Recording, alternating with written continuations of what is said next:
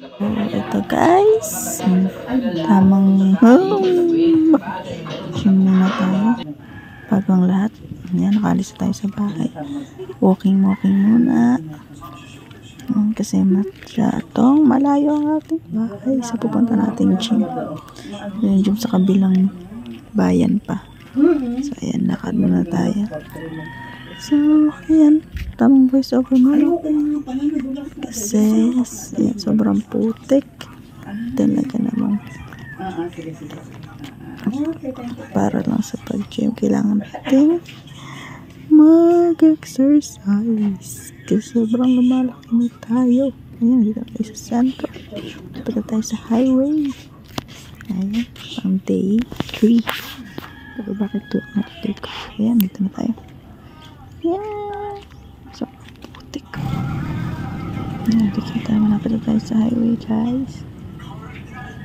Ayan, dito tayo dapat. Ayan, tayo na lang. Hawak muna. Ayan, dito tayo sa highway.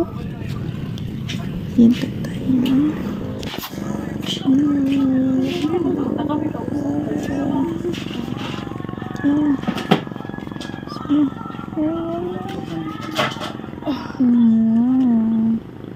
Hinto muna tayo.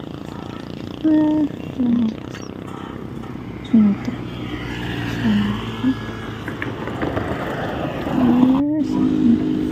Pawis.